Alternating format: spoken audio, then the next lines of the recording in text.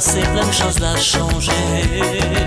Moi que l'a jamais goûté au fruit de la fidélité. Et je me rends compte à quel point je n'y connaissais rien. De ce doux parfum de l'amour que ça fait du bien. De ma vie aimée, j'en ai aimé.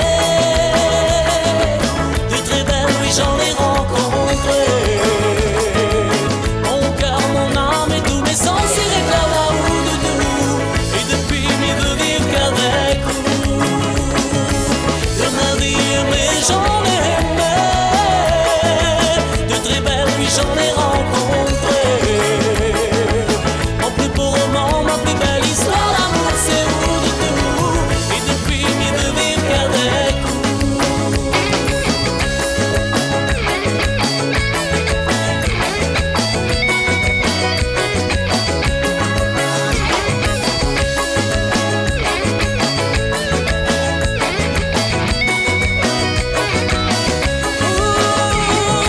Ma plus belle histoire d'amour, c'est vous. Et depuis, mieux de vivre qu'avec vous de tout. Ma plus belle histoire d'amour, c'est vous. Et depuis, mieux de vivre qu'avec vous.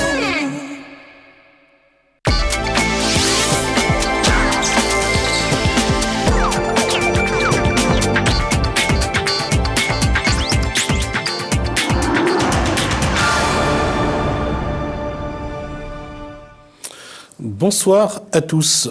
Le 7 juin 1963, un décret publié au journal officiel crée le BUMIDOM. Le BUMIDOM, c'est quoi? Le BUMIDOM, c'est le Bureau pour le développement des migrations dans les départements d'outre-mer. Entre sa date de création en 1963 et la fin du BUMIDOM en 1981, près de 70 000 ultramarins sont partis de gré ou de force, soit chercher du travail ou un avenir en métropole, soit un grand nombre d'enfants et d'adolescents ont été placés dans des familles d'accueil, une main-d'œuvre gratuite, corvéable à souhait. Il y a aussi la possibilité qu'une partie de ces ultramarins, et malheureusement ce n'est pas qu'une hypothèse, c'est une réalité, ait vécu dans la misère, une misère économique et affective, dans l'angoisse permanente, dans une souffrance lancinante.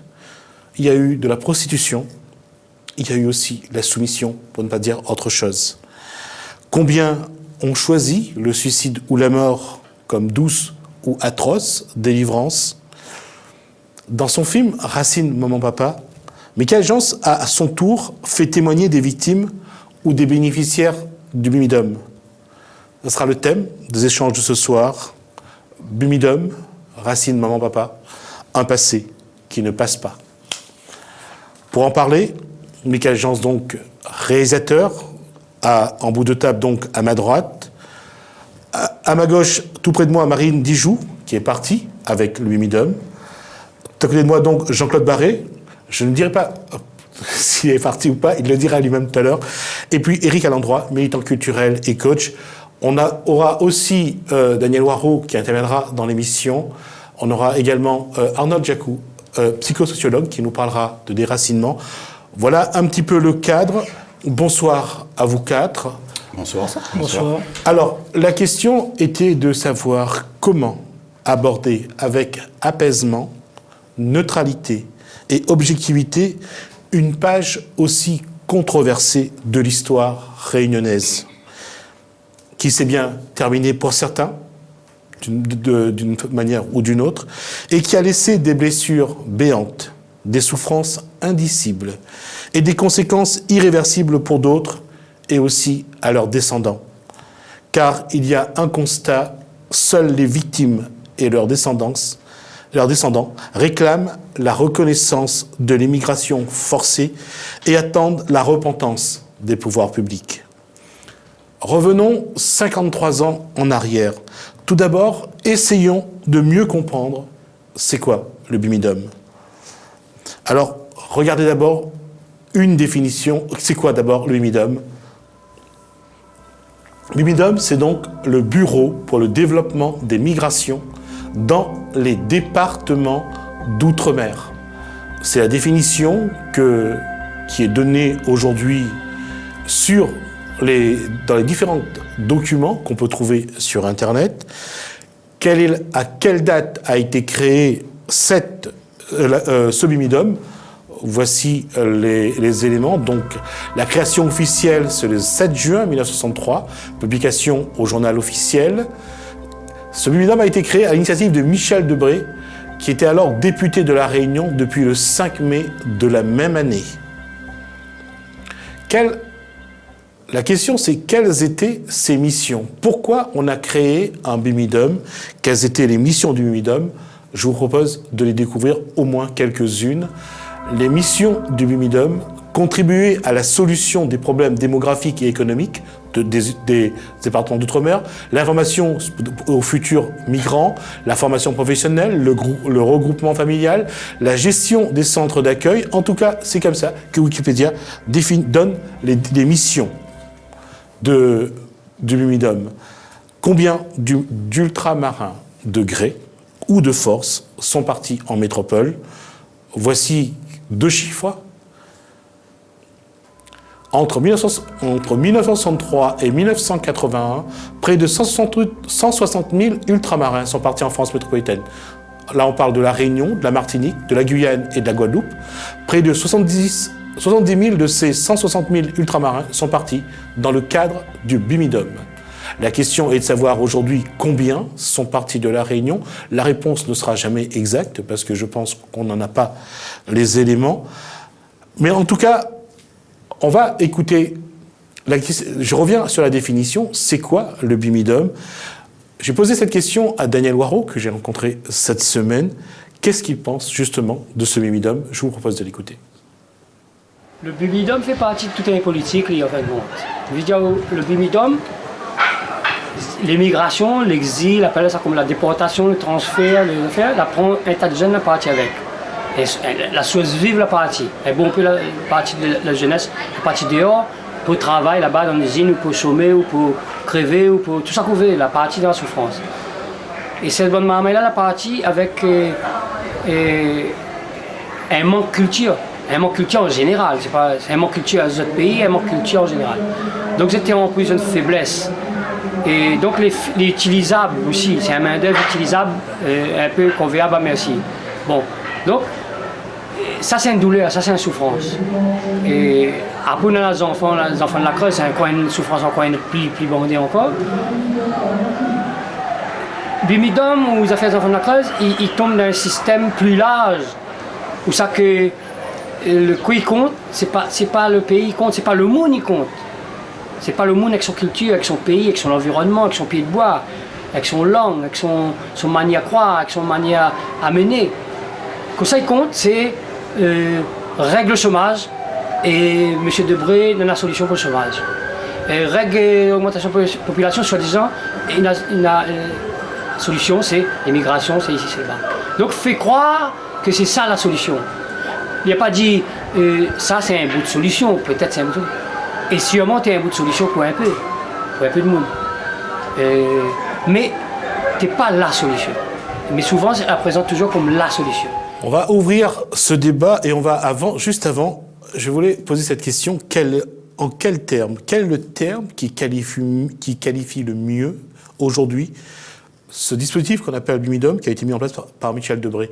À votre avis, quel est le terme le plus approprié? Est-ce que c'est une migration organisée? Est-ce que c'est l'exil ou un exil économique? Est-ce que c'est une migration de peuplement? Génocide par substitution? Ou est-ce que c'est une déportation? J'ouvre le débat aujourd'hui avec vous, ce soir. À votre avis, ce bimidum, quel est le terme le plus approprié?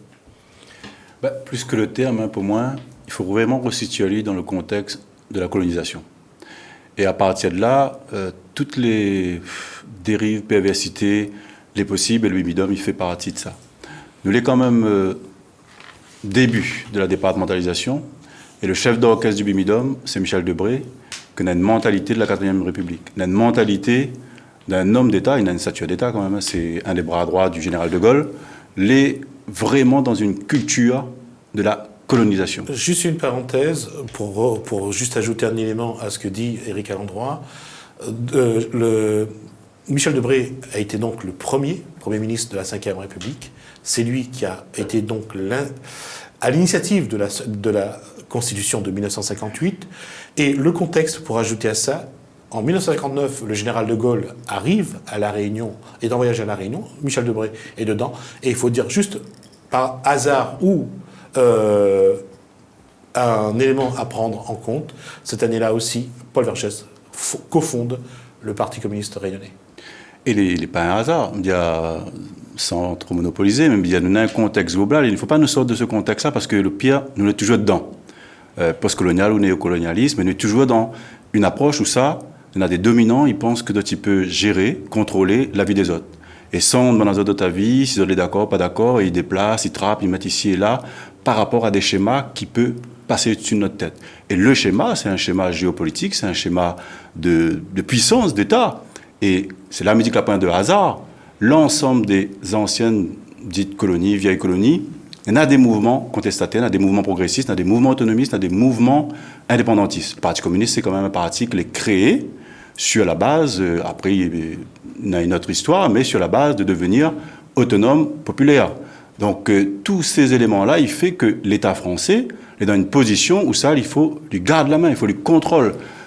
Que les affirmations, les à peu près justes de dire il lutte contre la démographie galopante, il lutte contre la pauvreté, il lutte contre intraler des affaires, paludisme, taux de mortalité, etc.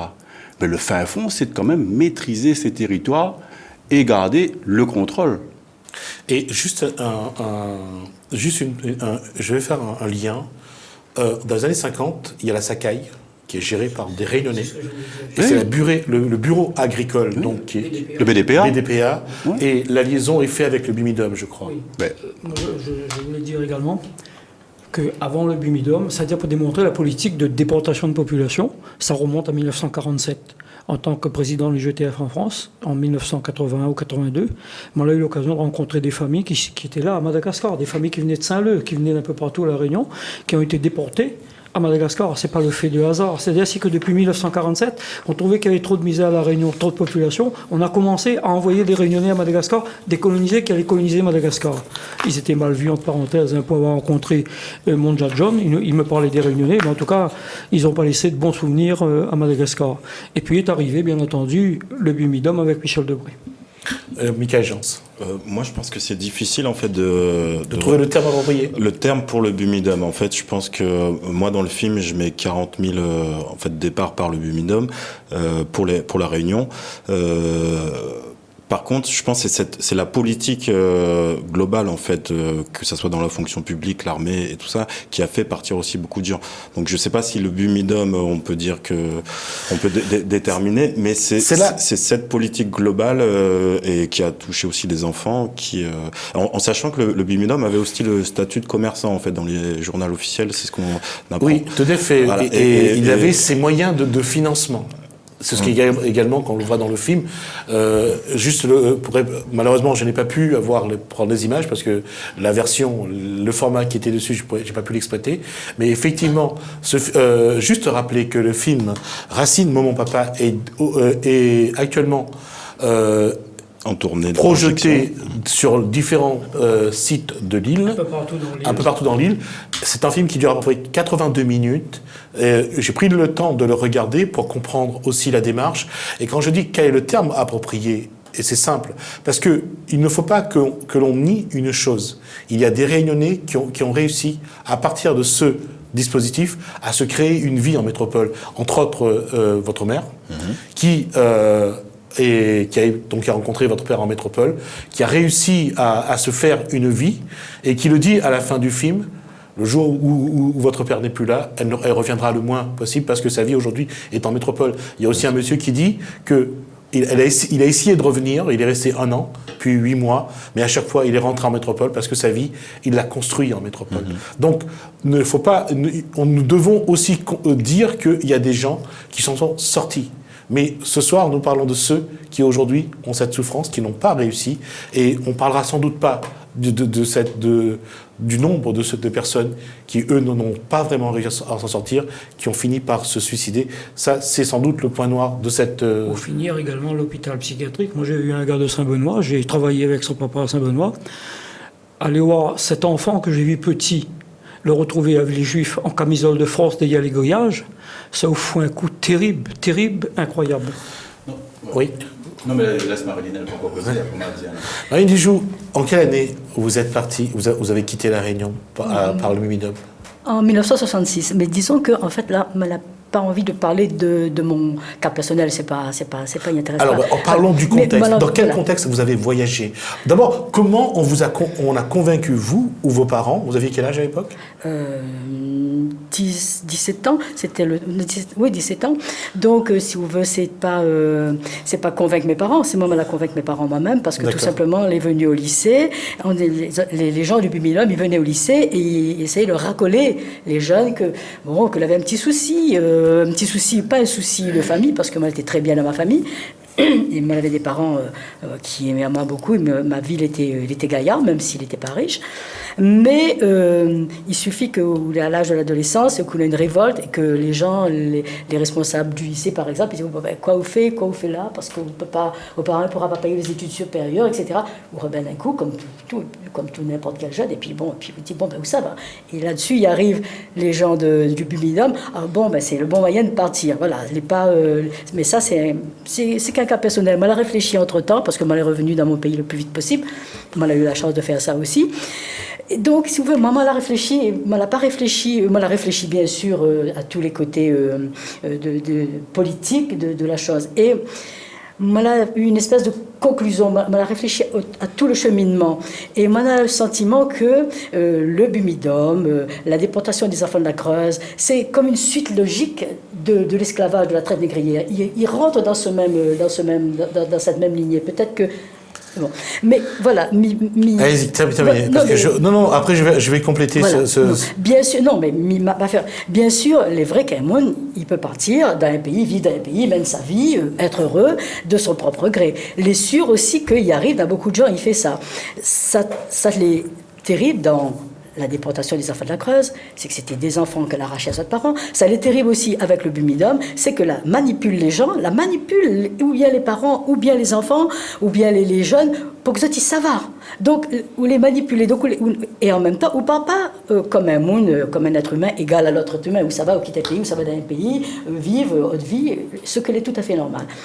Donc, moi, quand je regarde l'histoire du pays de la Réunion, là, immédiatement, depuis le commencement, mais il n'y a pas empêche moi de constater ça, parce que c'est un sentiment, c'est moi qui pense ça. Hein. Moi, j'ai le sentiment que le pays de la Réunion, là, n'a jamais été bon, mais mettre bon bon dans le sens où il a été bienfaisant pour tout le bon peuple, il compose ce pays de la Réunion, là. Il n'a jamais été bon, parce que quand le début même l'arrivée, quand les Français l'arrivaient, 2-3 Français l'arrivaient, avec 2-3 Malgaches. Après, il a continué avec la traite négrière, l'esclavage, la traite négrière. Et si on veut, elle a compris tout de suite qu'il était gaillard, qu'il avait des richesses à sortir de ce pays-là, que ça se disait que c'est un petit paradis. Donc, l'a fait venir deux mondes qu'il était libre dans notre pays, pas des esclaves. Souvent, il dit elle a fait venir des esclaves d'Afrique, de l'Inde, etc. Ces gens-là, ils étaient libres. C'était des hommes et des femmes libres quand on arrivait. La mettre, ça sort en esclavage. D'accord. Voilà. D'accord. Alors, juste avant de donner la parole à Éric à l'endroit, juste dire que sur un site que j'ai pu voir en traitant le dossier, effectivement, lorsqu'on parle de traite négrière, j'essaye quand même de peser mes mots, parce qu'à chaque fois, il ne faut pas non plus être totalement excessif dans les propos. Effectivement, certains ont fait l'analogie en disant... Le Bumidum s'est créé à Paris, à Nantes et au Havre, en commençant par les endroits où il y avait des comptoirs pour la traite négrière. Et c'est vrai que, quand on écoute Marine Dijoux, on peut penser qu'il y a, derrière, il y a un relan. Mais on reviendra dessus, et là, je termine, Éric, à l'endroit, c'est que, c'est que la démarche de l'époque, lancée par Michel Debré, est soutenue par pas mal d'autorités. ne s'est pas fait que sur des critères honnêtes, sincères. On n'a pas dit aux gens exactement ce qui allait se passer. Non, permets-moi juste de rectifier. Ouais. Ne dit pas que le bumidum, c'était comme la traite Non, négrière. non. Mais dit, dans l'esprit, il est comme une C'est suite ce que je viens de logique, dire. d'accord Ouais. Mais la traite négrière, c'est pas quelque chose dans mon esprit que l'ai inventé, c'est quelque chose Tout à qui est fait. bien réel. On est bien d'accord là-dessus. Après, on va continuer pour ce que voilà. Éric Alendroit. Ce que je voulais vraiment insister dessus, c'est que n'est pas là à opposer les situations où ça l'a réussi, et c'est à chaque personne de savoir ce qu'elle a été une réussite pour lui ou pas, et les personnes où ça l'a pas réussi, voire même avec des drames, les globales. Et là, me rejoint vraiment Marilyn, c'est-à-dire qu'on a l'esclavage, la traite négrière, et que les maintenant qualifié de crime contre l'humanité, il n'empêche pas le monde d'avoir réussi à créer, pour ce qui concerne la Réunion, la musique, il perd le maloya, la langue créole, je veux dire, la capacité des individus à se surpasser, à être dans la résilience, comme il dit, comme là, à trouver des voies de survie, voire même de vie. Il n'empêche pas que le système est inique. Et un système qui fait fi des libertés, des respects des gens, et qui organise collectivement, jusqu'à aller donc chez Bonne Marmaille, qui appelle Pupi, etc. Mais il y a d'autres moments, vous avez d'autres papas, pour ce qui concerne les enfants réunionnais, envoyés dans la Creuse, le GS, etc. Nous sommes quand même face à un système, et là, effectivement, on a une suite. Il n'y a pas de hasard, ni je sais pas quoi, dans une mentalité qui s'inscrit toujours dans l'idée que certains, les supérieurs à d'autres. Et donc, on a des questions de race, on a des questions de couleur, on a des questions de pays du Sud, du Nord. Tout ça, les enjeux, le bimidum, il cristallise, à mon sens, ces problématiques-là. Oui, Jean-Claude. Mais il voulait dire que, concernant le bumidum, que nous, en tant que l'Union Générale des Travailleurs Réunionnais en France, nous l'avons même écrit dans Combat Réunionnais que c'était une agence. À quel âge tu es parti en métropole? Moi, la partie, on avait 19 ans. Dans quel cadre? Moi, la partie, parce que je travaillais dans la fonction publique, le PTT. Ben, c'est-à-dire que, de toute façon, est-ce que le Réunionnais ici, même à l'heure actuelle, est-ce qu'il a le choix de partir si... Est-ce que tout n'a pas été fait justement pour créer ce besoin de vouloir partir quand le chômage ici comme... Et puis, mais quoi, les jeunes, ben, on veut tenter d'aventure, on veut aller voir. Et c'est là où ils découvrent la réalité en face là-bas. Bon, disons, on était un peu épargné par rapport aux autres à côté qui travaillaient chez Simca Chrysler ou qui travaillaient chez Otkis Brand ou qui travaillaient un peu partout dans le privé. Mais n'empêche qu'en tant que témoin, ce que moi l'a vu, eh bien, est quand même assez grave. Je reviens à Michael Jans. Excuse-moi, Marie. Je reviens à Michael Jans. On le dit, hein, il y a des voitures qui passaient avec des porte-voix, qui proposaient justement des contrats chez Simca. Des génies au milieu des fleurs. Voilà. Pour ceux qui s'en souviennent. Qui proposaient des contrats. Et dans le document, il y a ce courrier que Michael Jans a trouvé, où ils disent qu'ils auront du mal à respecter les quotas. Et qu'il fallait trouver d'autres moyens pour faire partir plus vite, de plus grande quantité de personnes, plus vite en métropole. C'est pour répondre à ce que disait Éric Alendroit sur le système inique. C'est particulier aux enfants de la Creuse, en fait. C'est des échanges entre les directeurs de DAS, de la Réunion et de Guéret. C'est particulier à ça, mais je pense que c'était un peu la même problématique pour les jeunes adultes qui sont partis dans des entreprises, parce que justement, comme dit Marilyn, le mot racolage, on venait chercher, donc Simca cherche tant de personnes, et voilà, je pense qu'à un moment il y avait des demandes plus ou moins importantes, on disait de gonfler.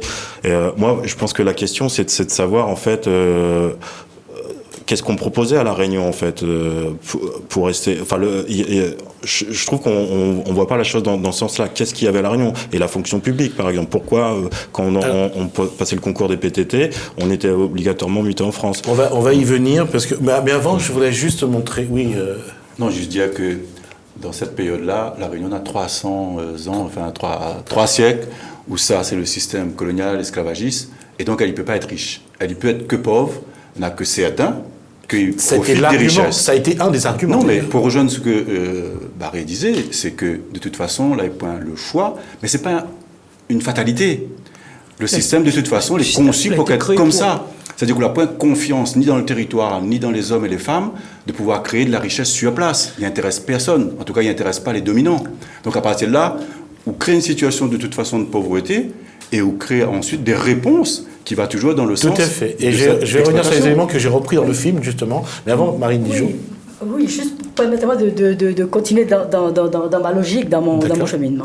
Donc la Réunion, que tout le monde y décrit comme petit paradis, on a l'esclavage, on a un peuple né de toute cette confrontation de peuples qui arrivent, etc. Donc on a ce peuple-là, on a l'abolition de l'esclavage, les maîtres, les indemnisés, les esclaves, fanés un peu partout. Les maîtres, la besoin de main-d'œuvre, c'est l'engagisme, tout ça nous connaît. Tout ça, c'est pour les intérêts de qui ça, bien sûr. Non, mais m'y continue. Non, je suis d'accord. M'y continue. Ouais. Donc, c'est toujours pour les intérêts de Mimanazote, d'accord? Ouais. Le temps, il passe. Il dit, bon, la Réunion, les pauvres, c'est la période de la guerre, la période coloniale, etc. Avant, il arrive la fameuse départementalisation.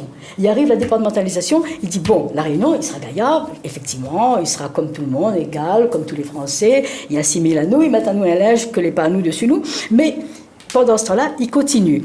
Et nous aussi, il nous rentre un petit peu dans le train, il faut dire. Il nous crie vive Papa Debré. D'ailleurs, nous, il ne sent pas nous comme un monde, comme un grand monde, puisqu'un adulte, comme dit papa, nous, c'est encore un enfant.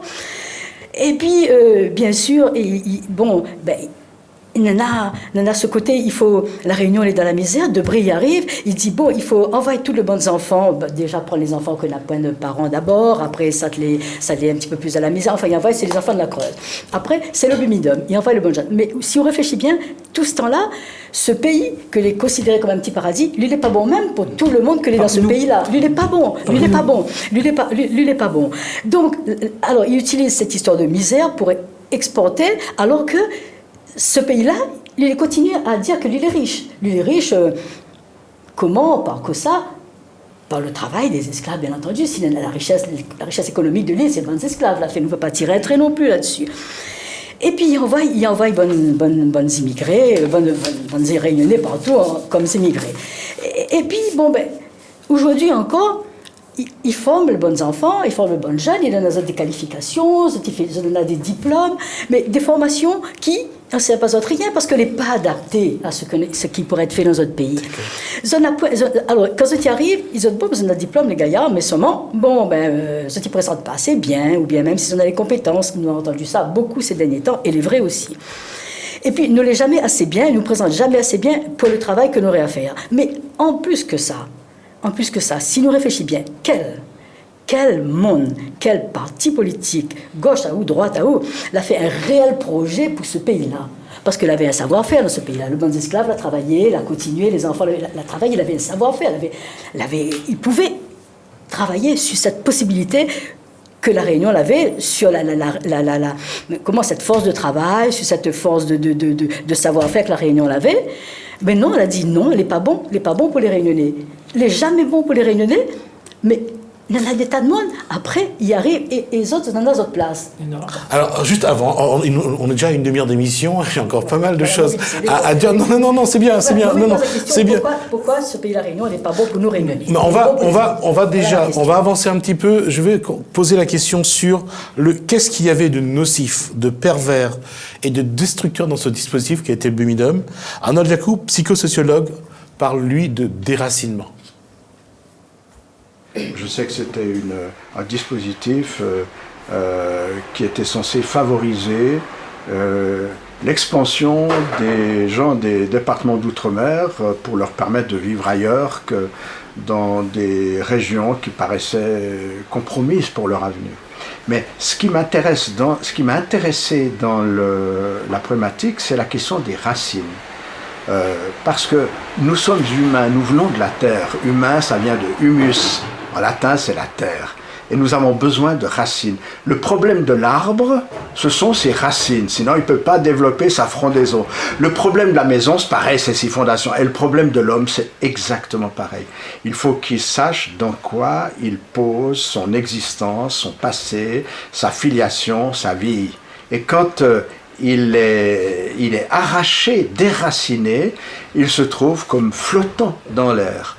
Donc, lorsque les personnes doivent quitter pour une raison ou pour une autre, mais en général c'est parce que les conditions initiales ne favorisent en rien leur existence, lorsque des gens sont déracinés de leur espace, de leur environnement d'origine, ça provoque un certain nombre de réactions. Alors les premières réactions, je peux dire du point de vue psychosocial, puisque c'est ce dont nous parlons apparemment, il y a d'abord cette désocialisation primaire, c'est je suis chassé de chez moi, je ne peux pas rester, ou bien on me persécute, ou bien je suis contraint par des conditions politiques, économiques, je ne sais pas quoi, de m'en aller. Donc je perds les liens sociaux qui étaient établis et qui étaient des liens organiques, c'est pas simplement un aspect d'argent financier, mais c'est des liens organiques qui me lient profondément à la situation d'où je viens. Et puis arriver dans un autre espace, un autre pays, eh bien c'est une seconde forme de désocialisation parce que je suis dans l'incertitude. Donc je suis dans l'incertitude, je ne sais pas comment me rattacher à une autre culture, à une autre situation. Il y a donc un espace qui peut durer plus ou moins longtemps de déstabilisation sociale, d'incertitude, de précarité. Alors, on revient à ce que disait Marine Dijoux, c'est vraiment le contexte. Alors, je vais reprendre les éléments du film de Michael Jans. Alors, déjà, il y avait ce qu'on appelle donc la réglementation des naissances. Dans le film, Racine mon papa, il dit que 8000 femmes ont été donc ont reçu un vaccin pour la contraception. Apparemment, ce vaccin, je ne dirais pas le mot parce que j'ai peur de me tromper. Non, c'est pas un vaccin, c'est une C'est piqûre. C'est une piqûre, c'est la Dépôt-Provera. C'est de là. C'est Dépôt-Provera, un médicament qui a été utilisé en Israël aussi, au Québec, qui est encore en cours. L'OMS commence à réglementer, mais et qui a en plus des dangers après pour le squelette. C'est un vaccin qui est fait tous les 3 mois. Voilà, c'est piqûre pour les vaches aussi. On le donne pour les vaches. Et dans le film, on dit que c'était également utilisé pour les vaches en termes de contraception. C'est pour montrer, et je reviens, et je vais sans doute garder ce que disait tout à l'heure Éric Landroit, donc de système inique. Déjà là, il y avait une régulation des naissances, une régulation. 8000 femmes, j'allais dire donc, qui ont reçu cette méthode contraceptive. Alors, il faut préciser qu'à l'époque, Michel Debré était contre les... en métropole. Mais il était contre en métropole. Contre pas à La Réunion. Ça, c'est une chose. Lorsqu'on parle de réguler, on a mis en avant la misère. C'est clair. Mais la question... Et d'ailleurs, pourquoi la misère? Parce que c'était les critères de choix pour pouvoir envoyer des personnes en métropole. C'est-à-dire que là, on mettait toujours en avant que la famille n'était pas capable de subvenir aux besoins des enfants. On y croit quand même pour ceux de notre âge. Aucun enfant à La Réunion n'a été abandonné par d'autres familles. On a volé leurs enfants pour les enfants de la Creuse. Mais quand un papa ou une maman est arrivé d'un accident de décédé, c'était le parrain, la marraine, le grand-père ou le tonton ou la ma tante qui récupérait l'enfant. Les enfants n'étaient pas abandonnés, comme les vieux d'ailleurs.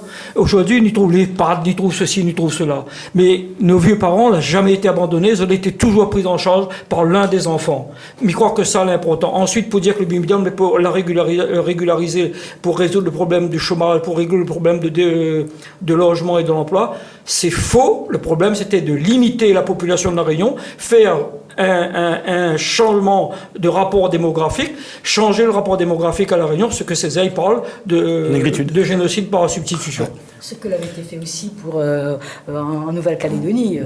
Pierre Messmer, il demandait aux Français d'aller peupler la Nouvelle-Calédonie. Ça, c'était écrit. On reviendra là-dessus, de toute façon. Je poserai... Mais deux petites minutes par rapport à la misère... Mais il faut être un petit peu logique. Parce que quand il envoyait par exemple pour les enfants de la Creuse, dans ces villages-là, mais c'était la misère aussi, il faut pas rigoler. C'était la misère. En France, il y avait la misère aussi. Les enfants qui travaillaient dans les mines à 6 ans, etc., c'était la misère aussi. Alors, les départements où ça, les Marmaille La Réunion, étaient déportés ou amenés, tout ça. C'était les endroits où ça avait l'exode rural, où ça était extrêmement pauvre. La campagne, c'était Et si on prend juste un peu les chiffres pour montrer que c'est vraiment absurde, quoi. C'est comme dirait la boîte de production, c'est du nawak, quoi. C'est vraiment du n'importe quoi. En gros, 40 000 personnes de 63 à 80. Pour La Réunion, pour la seule Réunion. 80 000 personnes pour La Réunion? Non, à peu près 40 000. À 40 000, d'accord. À peu près 40 000. Si on ramène ça sur les 18 ans, on est en gros au-dessus de 2 000 personnes. Et on est pratiquement du 40% de taux de chômage. Hein. Donc, me dire la réponse elle-même par rapport aux motifs qui se prétendent sérieux, n'est pas sérieuse. Parce qu'on ne peut pas penser avec ce nombre-là, et heureusement, on n'a pas eu plus, hein, on est bien d'accord, mais où aller pouvoir régler la question d'un chômage massif. Nous sommes vraiment sur des approches qui sont beaucoup plus subtiles et sur lesquelles les Réunionnais ont payé un certain tribut. Et moi, je crois que nous n'avons à questionner la perspective, parce que le film, il dit, bon, un passé qui ne passe pas, mais nous l'avons aussi invité à faire en sorte que ce passé, il passe. Et moi, je dis, chapeau, hein, à Michael Jean, c'est bravo, de poser déjà comme ça des pierres de la connaissance, et il rentre déjà dans des formes de mémoire, de réparation, et tant mieux que des individus y font, puisque les institutions ont du mal à le faire, et nous avons besoin de tracer un autre chemin. Et un autre chemin, pour moi, il tourne beaucoup autour de est-ce que nous avons envie de prendre notre destin en main et de choisir si, effectivement, ici, c'est l'impasse, c'est qu'il n'y a pas de développe rien, t'es à brûler, etc. Ou est-ce qu'il y a des richesses, est-ce qu'il y a des compétences, et est-ce qu'il y a une volonté d'ordre politique, qui appartient pas forcément aux organisations politiques, mais d'ordre politique, de faire un projet de développement. Alors, on va y revenir, mais juste avant, je voudrais revenir sur un point. Arnaud Jacou, parce que cela parle de déracinement. Avec Daniel Waro, j'ai posé la question. Daniel Waro a dit qu'on essaye d'effacer une identité. Je pose ce jalon-là parce que je vais revenir après sur ce qui a été dit. D'abord, écoutons Daniel Waro sur effacer l'identité. Papa, maman. Donc c'est ça nous a fait, le système, c'est un affaire qui est face à nous. Donc nous l'est déjà en exil, nous l'est déjà exilés, nous déjà étrangers, c'est ça qu'ils appellent l'étranger dans le pays. C'est ça que Varondin dit aussi, génocide par substitution, parce que justement nous l'est déjà remplacés par nous-mêmes dans notre personnage. Nous l'est déjà plus créole, nous l'est déjà plus... Et ça c'est une douleur, c'est une violence qu'il fait à nous, sans que nous comprenions.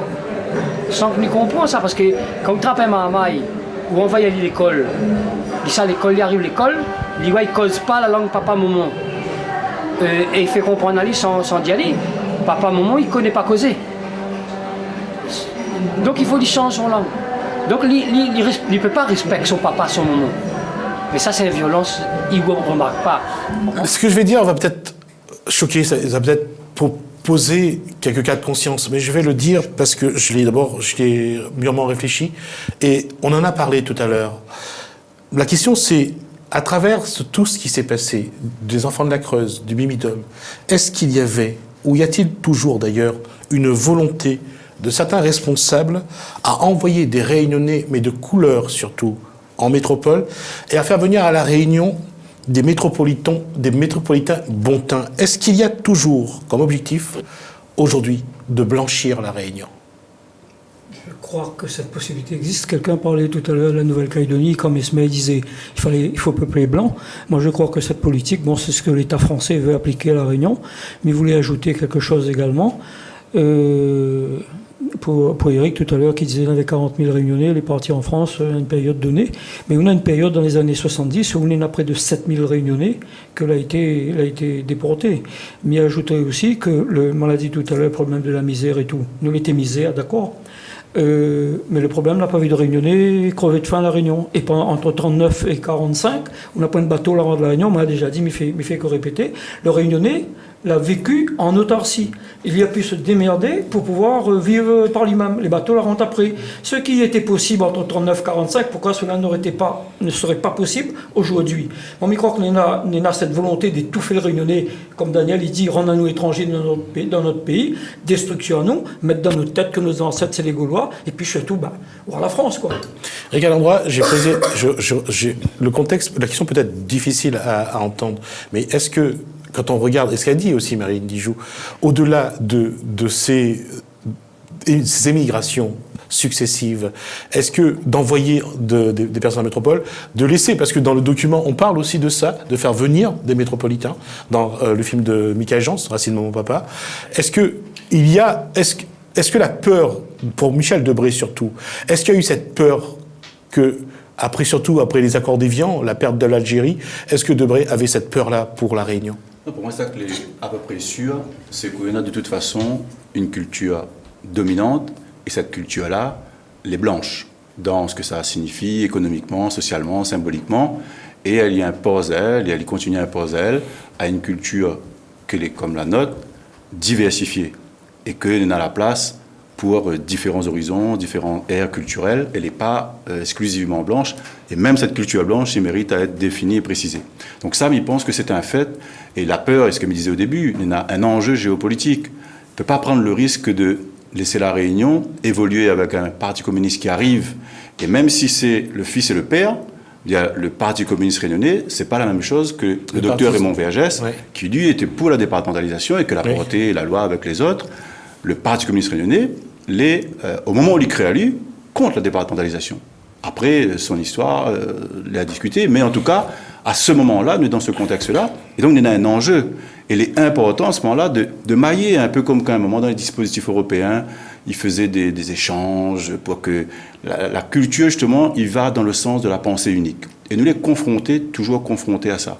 Et nous dit pas, le média ou derrière Bimidom, l'ANT, la sophistiquer, la rendre les choses un peu plus gaillards, mais nous toujours sur cette trajectoire où ça, nous n'avons point confiance, les autres la point en nous, et nous-mêmes, nous habituons à ne pas avoir confiance en nous, d'être capable de faire quelque chose ici, avec nous, entre nous, quelque chose de bien et de bon. Ouais. Et nous prolonge ça sur la DOM, et nous prolonge ça sur tout le reste. C'est-à-dire qu'on a vraiment cette trajectoire où ça, à un moment, ne dit pas « stop », quoi, et on a autre chose à faire. Et c'est ça que est en jeu. Et par contre, il crois qu'il y a une subtilité que nous devons prendre en compte, qu'il ne faut pas que nous glissions non plus, c'est que les fonctionnaires qui arrivent à La Réunion n'est pas sur les mêmes cadres d'emploi à ce moment-là, en tout cas, des Réunionnais qui s'en vont là-bas. Qu'ils s'en vont plus sur des emplois sous-qualifiés, ouvriers, etc. Et là, la fonction publique l'est plus dans le milieu éducation à un autre niveau. Donc, il n'y a pas forcément une corrélation directe. Sur la situation des non-blancs, des noirs, des CAF, etc., il y a une petite modification qui s'opère parce qu'il y a une classe moyenne qui émerge aussi à La Réunion, mais globalement, on est toujours quand même sur ces strates-là. Et c'est pour ça que nous devons être vigilants que la constitution même de départ, la colonisation, la société de plantation, l'approche raciale, où ça, il fait ni les non-blancs, les Indiens, les Malgaches, les Africains, Mozambicains, de mon Yémen, etc., il est toujours à l'œuvre, et c'est toujours les mêmes que comme Laurent Bédéa a dit, le sociologue, en prison, en train de faire la queue au Pôle emploi, avec sa NPE, ça, il est toujours à l'œuvre. Mais il est en même temps maintenant complexifié avec le fait aussi qu'il y a une classe moyenne, et du coup, peut-être il enlève à nous une certaine énergie à positionner nous en tant que Réunionnais. Et à un moment, dire en tant que Réunionnais que ça nous veut pour La Réunion. Alors, avant de passer la parole à Michael Jean, Marine Dijou l'avait demandé la parole. Il enlève à nous l'énergie, mais en même temps, on a une espèce de culpabilité. Il culpabilise à nous parce que par rapport à cette culture universelle. Tu vois, ça me veut dire, elle est universelle. Ben oui, c'est les bons sentiments universels, moi, m'appelle ça. Et nous les culpabiliser parce que comment nous ne pouvons pas comprendre ces bons sentiments universels. D'accord. Michael Jans. Pour moi, oui, c'est mon avis, mais c'est clair qu'il y a eu une volonté, en tout cas, et il y a le livre de Gilles Gauvin qui a écrit, qui pourtant n'est pas très critique par rapport à Debré, mais c'était vraiment cette grande idée de la France qu'il avait, en fait. Pour lui, c'était logique dans son idéal républicain de mélanger des gens, de les déplacer sans problème. Mais il y a eu aussi l'ordonnance Debré en 1961. Voilà, qui aussi a enlevé des têtes de la fonction publique. Les a envoyés, surtout des communistes à l'époque, on repasse dans le cadre, entre autres l'ancien maire de la possession, Feu, Roland Robert, il y a eu Jean-Baptiste Ponama, qui également, il y a Gamaleya, qui est aussi... Les cadres du Parti communiste également. Il faut quand même rajouter, c'est que cette ordonnance, qu'il dit ordonnance Debré, elle est quand même issue d'une loi martiale appliquée en Algérie, dans la guerre d'Algérie. On y revient donc à ça. Oui, Jean-Claude. Il est vrai que Debré a créé le Bumidum. Mais pas vraiment la question, quand on est dans un poulailler, on ouvre la porte, le chien rentre dedans, il mange une volaille. Qui serait responsable?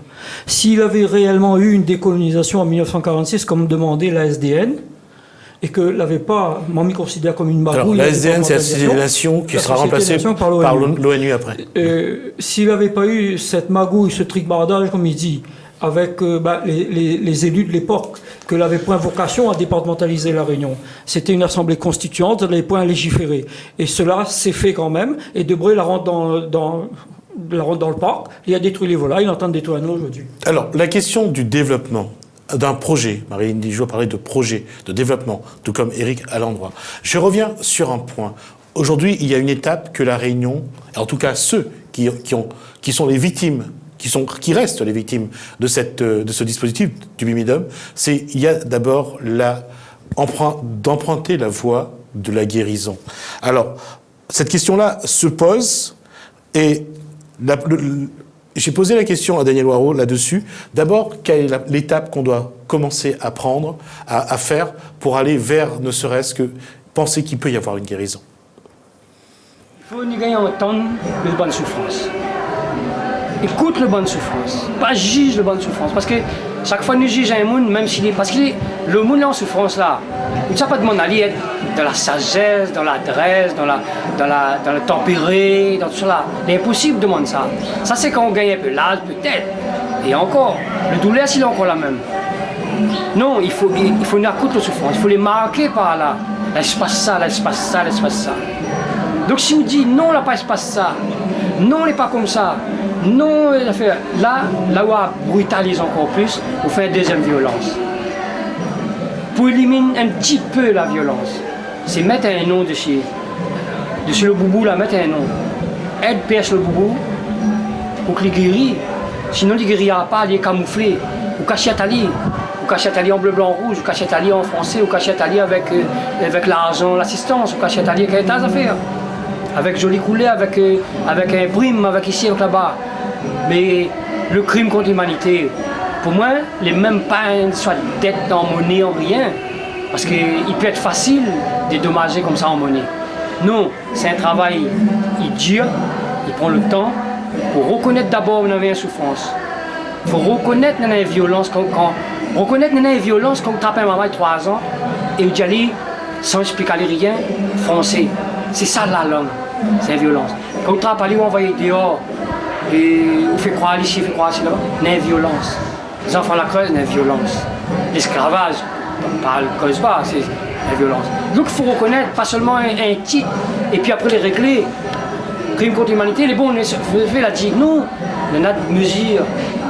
Je connais bien notre société, la Réunion, comme elle est. Notre société est encore blanchâtre, tu comprends? Notre société est encore. En tout cas, il n'est pas CAF, il n'est pas africain, il n'est pas. Donc, il faut nous tenir compte de ça, tout ça là. Pour caliser, pour dresser, pour faire avancer, pour corriger, harmoniser. On va tout de suite aller sur ce que dit Arnold Jacou, donc psychosociologue. Lui parle de réparation, il parle d'un besoin de justice. Je parlerai de réparation.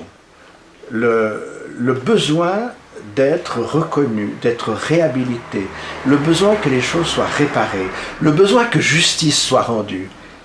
Ça, c'est impératif. Et pour cela, il importe de pouvoir créer un dialogue avec l'autorité ou les successeurs de l'autorité qui ont pris ces décisions malheureuses dans leur coin. Je répète, sans aucune intention malfaisante, malveillante en tant que telle, mais de façon hasardeuse et sans respect à l'égard des populations concernées. Et il me semble que le rétablissement d'une relation qui permettrait à l'autorité et à ses héritiers de reconnaître l'erreur constitue la réparation minimale, symbolique. Je pense que nous avons plus besoin de réparation symbolique, d'être encore une fois reconnus dans notre souffrance, dans nos besoins, dans nos revendications de justice. C'est ce dont nous avons le plus besoin. Plus encore, je ne sais pas, de réparation financière.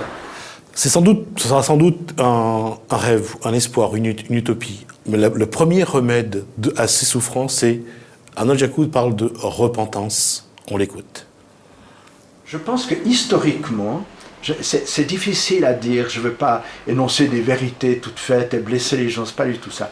Mais selon ce que je considère, l'autorité qui prend des décisions n'est pas en soi perverse. Ce n'est pas pour faire du mal. Elle est simplement convaincue qu'elle fait pour le bien, pour le mieux de la totalité de la société.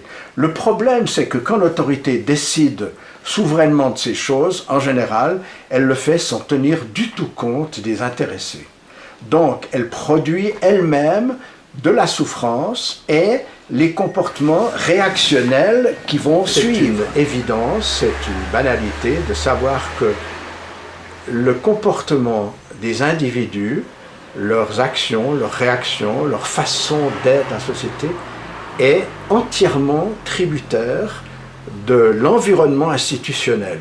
Je peux dire que c'est l'institution, la société avec ses multiples institutions qui produit les comportements qui vont s'adapter plus ou moins aux conditions qui sont créées à chacun, l'adaptation étant guidée par la recherche des avantages et par l'évitement autant que possible des désavantages et des préjudices. Ça ne marche pas toujours. Mais on ne peut pas considérer le comportement individuel de façon individualiste.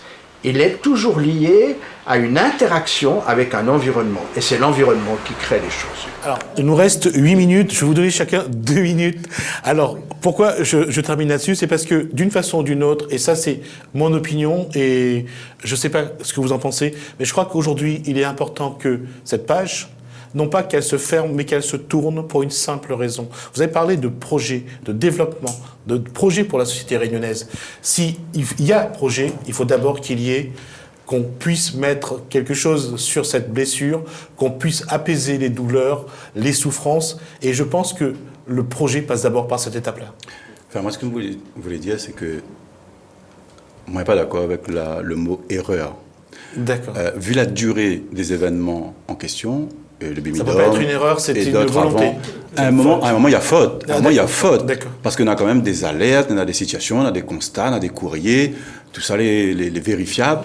On a faute aussi. La deuxième chose que je veux dire, c'est qu'effectivement, on a une dimension symbolique. Mais on a des choses très concrètes qui peuvent être faites en matière de réparation. On a des tas de peuples qui déjà vivent des violences, des traumatismes qui donnent d'autres moyens. On a vu ça en Australie avec les aborigènes, par exemple. On a vu en Afrique du Sud, on a vu au Canada. Bon, on peut ouvrir des espaces déjà pour que la parole se libère. On peut encourager des initiatives artistiques, intellectuelles. On peut faire en sorte que dans les programmes d'éducation, de la connaissance, il fait connaître. Nous arrête justement d'entretenir le déni et de camoufler, de faire un silence encore dessus. Ça, c'est un préalable et il est tout à fait à notre portée. Comme dit notre portée, et là aussi, mais il ne rejoint pas forcément le propos d'Alain Jacou, à un moment, dans notre configuration, il faut quand même se rendre compte que nous ne pourrons pas indéfiniment de demander à l'autre... Le droit de faire quelque chose. Pas seulement le droit. Qu'il a une mentalité que la PMLI, justement, de faire ça. S'imposer. D'aller réparer ça. Nous avons besoin de prendre une initiative où ça nous-mêmes, où ça nous a envie d'être bon, nous avons envie d'être doux avec nous, d'être tendre et de faire des choses pour nous. Marine Diou. Eh bien, justement, la résilience nous l'est encore très loin, parce que l'ethnologie, l'anthropologie, tout ça, là, a été créé pour aller pour étudier les peuples exotiques, les peuples africains, etc. Oui, et où ça, il est la résilience, quand aujourd'hui, on n'a rien de particulier à voir contre M. Jacou, mais il pense que nous, Réunionnais, nous sommes capables de parler de nous-mêmes, capables de comprendre ce qui arrive à nous, et tant que ce n'est pas nous qui fait ça, nous, pour nous-mêmes, mais nous n'aura pas de résilience. C'est mon sentiment. D'accord. Michael ou bien Jean-Claude? Pour nous, je voulais dire que n'est pas seulement une faute. La volonté de déporter les enfants de la Réunion, on en a parlé depuis 1947, le Bumidum, l'ANT, l'ADOM, le CNARM et compagnie, c'est un crime contre l'identité réunionnaise. Et pour arriver à reconstruire la Réunion, il faut d'abord reconstruire le Réunionnais, parce qu'actuellement, tout ce qui est mis en place, c'est la déconstruction du Réunionnais. Il faut que le Réunionnais arrive à se reconstruire. D'accord, Michael Jean. Alors pour préciser, ce film Racine Maman Papa, c'est le tome 1, donc c'est ce passé qui ne passe pas. Donc qui ne passe pas, mais aussi qui ne passe pas, qui n'est pas transmis. Et voilà, moi je fais partie, on l'a pas dit, mais je suis né en France, donc issu de parents du Bumidum et de la fonction publique. Et voilà, il y avait du silence avant, je savais juste que j'étais de la Réunion, et il y avait du silence. Donc pour moi, c'est très bien. Dans le film, on aborde, on questionne sur la repentance, sur le génocide, parce que le transfert d'enfants, l'imitation des naissances, et ça rentre dans les points du génocide. Mais ce qui est important, en fait, moi, c'est pas que les États, pour ma part, c'est pas que les États, les gouvernements, les élites soient mis en prison par rapport à ça, ou décident de dire oui, il y a eu une faute ou une erreur, comme dit le monsieur. C'est important, en fait, d'écrire des tomes, que les familles décomplexe ou je sais pas comment dire, je sais pas le mot, mais qu'à un moment qu'on en parle et qu'on en parle aux enfants, il faut qu'on sache libérer la parole déjà. Qu'on sache pourquoi il y en a qui sont en France et qui là ne savent pas pourquoi mais qu'on en parle et qu'on porte une histoire et qu'on a apporté l'histoire. C'est eux-mêmes qui vont arriver, qui vont dire voilà. Mais c'est à nous de porter repentance. On n'a pas demandé en fait quoi. Et je dis à nous parce que voilà, il y a beaucoup d'enfants de migrants en France qui ont besoin qu'on crée des ponts entre La Réunion et ici. Et peut-être c'est ça qui va aider aussi à avoir des projets. Je vais rebondir sur ce qu'a dit tout à l'heure Marine Dijoux et ce qu'a dit aussi Éric Alandra. Je vais revenir à ça. À votre avis, et je vous pose la question à tous les quatre, et on n'aura pas beaucoup de temps pour y répondre, mais je vous le pose quand même. Est-ce que vous pensez qu'aujourd'hui il faut d'abord que le Réunionnais, et je dis les Réunionnais dans son ensemble, dans sa grande dimension, et soit capable et puisse faire ce projet de société pour son développement, y compris sa reconstruction et son identification, pour pouvoir d'une part donc avoir ce projet et guérir ses blessures, ou faut-il d'abord guérir les blessures pour être capable de faire ce projet? Non, mais, pour moi c'est une dynamique que la point à opposer. Globalement en tout cas, nous avons à faire connaître. Nous avons à faire connaître, à mettre des noms, des mots, du sens, du contenu.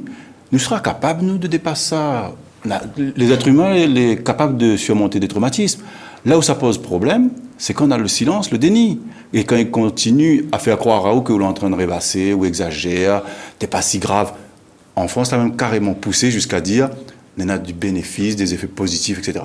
C'est ça que les problématiques. C'est vrai qu'à un moment donné, on a parlé des effets positifs de la colonisation. Donc, effectivement. ce qui est en jeu, c'est vraiment notre capacité aujourd'hui à mettre la lumière sur notre histoire et nos histoires.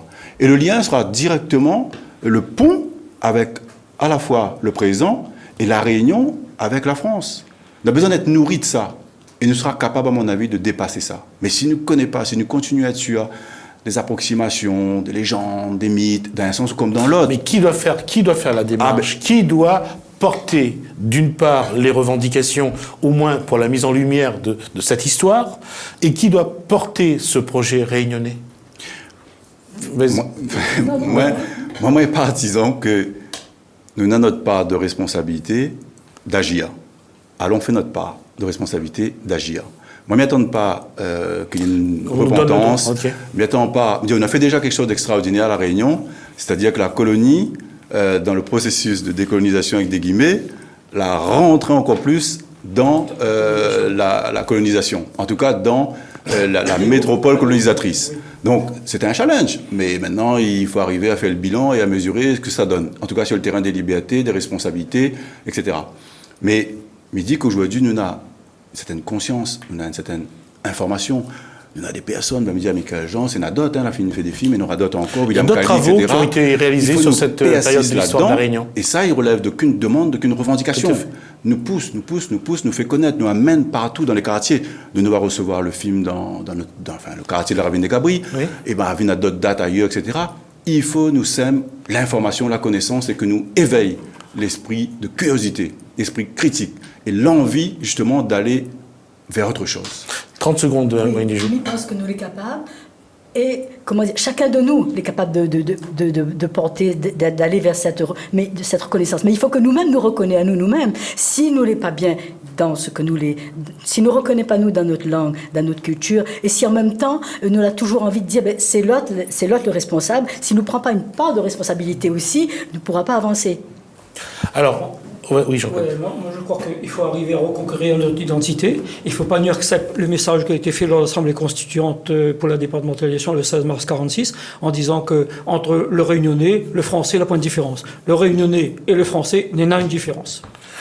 Alors, on va pas rebondir là-dessus parce que sinon on va repartir. On n'a plus le temps, l'émission se termine. Alors, les prochaines projections. Alors, le 29, médiathèque Antoine Roussin de Saint-Benoît, le 30, cours MLK à Saint-Joseph, le 4, café Zinzin Grand-Bois, le 5, Ravine des Cabris avec Ancraqué, cité Jean Brosade, le 6, Sainte-Suzanne au centre de Moringue, et le 7, médiathèque Alain Peters. Oui, c'est ce que j'étais en train. C'est mon oncle sur la pochette qui lui est parti à, je crois, 18-19 ans, qui n'est jamais rentré. Voilà, donc Racine, Maman, Papa, ce passé qui ne passe pas, des témoignages aussi bien de ceux qui ont trouvé leur place après en métropole que ceux qui n'ont pas trouvé leur place. On parlera, vous verrez aussi, on parlera de prostitution dans ce film. On parle de ceux qui ont préféré mettre fin à leur vie que plutôt que de vivre ce déracinement. Un film que je vous recommande en tout cas. On n'a pas eu l'occasion de le projeter nous parce que l'émission ne fait qu'1 heure. Donc on en a parlé, je vous conseille d'aller le voir, j'ai pris le temps de le regarder. C'est vrai qu'il y a des témoignages qui sont très forts et qui font aussi très mal, parce que il est vrai que l'histoire de la Réunion, qui n'a que 350 ans, est encore très controversée et que le Réunionnais lui-même, il a encore du mal à trouver sa place sur cette terre qui est aussi la sienne.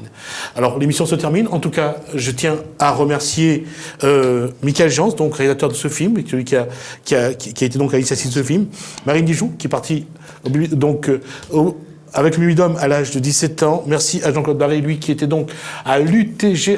L'Union Générale des Travailleurs Réunionnais en France, l'UGTRF. Vous trouverez dans ce film également Gilbert Ramin, qui avait partie de ce film, et je crois que lui aussi... Michel Morel. Oui, et ils apportent des témoignages très intéressants. Éric Alandroit, merci encore une fois pour cet éclairage, et merci surtout de montrer que le Réunionnais doit se prendre en main, et à chaque fois c'est le même message que le militant culturel et le coach amènent. Le Réunionnais doit se prendre en main et doit décider et non pas attendre qu'on lui donne le droit de le faire. Merci pour cet élément-là. Donc merci à vous de nous avoir suivis. Merci à la régie pour son sérieux et son professionnalisme. Il n'y aura pas d'émission la semaine prochaine puisque le jeudi est férié, ça sera le jeudi d'Ascension. Je vous donne rendez-vous donc le 12 mai dans un autre numéro du magazine de l'Océan Indien. Il sera de nouveau question de coopération régionale. Pour l'heure, je vous souhaite de bien continuer votre soirée sur Télé Créole. Portez-vous bien. Bonsoir chez vous.